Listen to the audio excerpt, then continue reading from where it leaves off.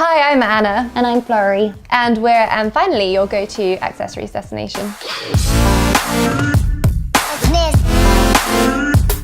And we're going to talk you through some of our favourite new accessories really for autumn winter and how to update looks, which might be your favourite everyday clothes with new accessories. So my favourite accessory from the first look is this styled bucket bag, kind of like a sort of update of the basket bag. Maybe works a little bit better for autumn than your favourite summer basket. Also quite a good size, very practical size. My favourite accessory from my first look would be these earrings, which are by Ben & at the Outnet. I love them, they're just the perfect gold earring for every day. They've got this like great hammered gold finish. Obviously they're not real gold, but they're also clip-on, which means that your ears don't get tired, which I know a lot of people are worried about with statement earrings. Also from my first look, special mention to this Chanel Gabrielle. I remember when Chanel first came out with this bag, I thought it's just the perfect bridge between super classic Chanel to a much more modern feel, and somehow even though it's tweed and it's kind of classic and timeless, it just feels really now as well. I love the different tones as well on the straps. It's like a subtle little thing, but I think it makes it really cool. So look 2 was kind of built around these A-Day suede tan boots. They're the perfect height, you can wear them all day and they're not uncomfortable, and a lovely colour, wear them with denim, wear them, you know, to break up a black outfit. With all of my kind of boho dresses that I love, they kind of bring it a bit down to earth, and I just think they're the perfect boot, really. So I love a quirky bag. I love something that can wrap up an outfit without even having to make any effort at all. And this from Left Arundel is exactly that for me for winter. It's tiny, but it fits everything you need, and it's got this little knot, and then it's obviously made in shearling, which it just gives every outfit that little bit more, just a little bit elevated. I wore these Topshop boots with a slanted heel, which actually are an amazing find. They look so expensive, I think, to say they're high street. They do look really expensive, and the slanted heel is clever because they're super classic, but it gives it just a little bit of a fashion edge, and they're so easy to wear with absolutely everything. And I love the idea of just they cut off exactly the right place where you can just slip them under a pair of jeans and again just feel a tiny bit more dressed up than you would be, say, in a biker boot or a pair of Converse. So from look 3, this bag is my kind of favourite. I love vintage shopping, but there's obviously times when you kind of want something that's new and you're the only person who's ever used it and it doesn't smell like death, and this is the perfect thing because it looks like vintage, but it's not, it's Ganni. You can wear it for evening, but I also think in the day, if you're in one of those moods where you just want to wear jeans and t-shirts, which is basically me and Anna most days, and then your little bag to dress it up. I mean, everyone's doing the mule, but I think they're just the perfect mule, really. They're perfect height, kind of mid-heel, nice and patent, and they're just super comfortable. From Finery, if you don't know about them, you've got to check them out because they do such nice pieces that are just really affordable and look much more expensive than their price point.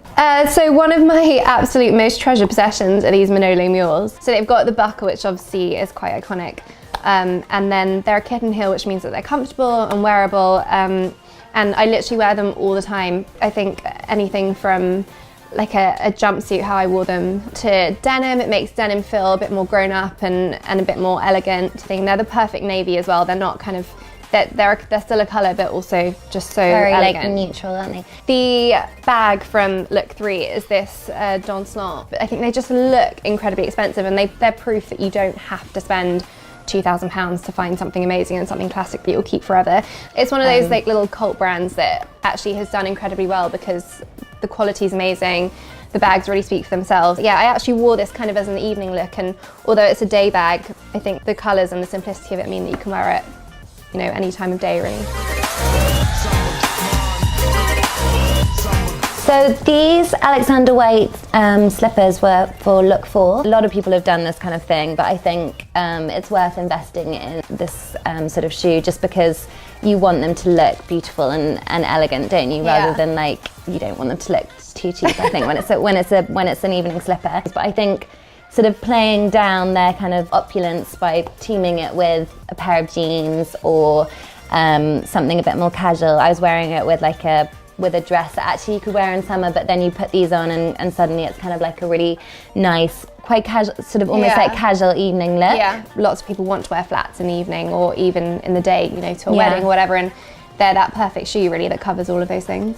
This is Emily Ratajkowski's bag for the couples. It's so beautiful and classic, and it's got such amazing, these like little hardware details that just make it really special, but it's more of an everyday bag, I say. So I customized it a tiny bit by adding this Fendi scarf, which is a scarf that I wear literally every day. It's such a good scarf. Around my neck, around my head. I like with this scarf as well that it's got the classic like monogrammed Fendi, so you can make it quite classic, but then it's also got the fun Fendi on the frivolous side. side. Yeah, exactly. But yeah, I think that this bag is quite grown up for me, so it felt like a nice little way of making it more me by adding the scarf to the handle. So this bag was part of look 5, and it's this brand called 7-Eleven, which is one of me and Anna's favourite brands. We discovered it probably a couple of years ago. Yeah. They're all like handmade and just that kind of perfect balance of like a bit quirky but actually just very, very sort of weirdly wearable and very cute, and you can fit almost nothing in here, but that's my favourite quality in a bag. I love a tiny, tiny bag that you can fit almost nothing in. It's a play on a classic bag shape, but then it's obviously completely directional in the sense that it's like, you know, woven and plastic. And again, I think I'm not big on a kind of the classic like evening embellished clutch. So I always like a slightly alternative evening bag, and I think this is the perfect one. And then I was also wearing these boots by Far. So these I love. They're just the sort of boots that you would wear every day, but this little lacing detail gives them a bit of a quirk and like a slightly witchy vibe, which I kind of weirdly really Which like. is very flurry. They're also just really cleverly like the perfect heel. They're the perfect shape, and actually if you want to take it one step further and you want your boots to be a bit different, you know, this winter, then the lace just gives you something extra. So I have had a lifelong obsession with cowboy boots, and when Dior came out with these, I was possibly the happiest person on the planet. They're cut across the ankle, which, contrary to normal cowboy boots, which come above the shin, means that they're much more wearable. You can wear them with jeans, or you can wear them with a dress in summer. Yeah, and also they're not quite as pointy as the usual cowboy boots, but they're literally, I'm going to wear them all day, every day for And I love the forever, little star. The star makes them kind of a bit quirky as well. Exactly. They've got the star there, and then I don't know if you can see, but there's Christian Dior, Dior logo just running through the back. So yeah, they're a really special piece to me.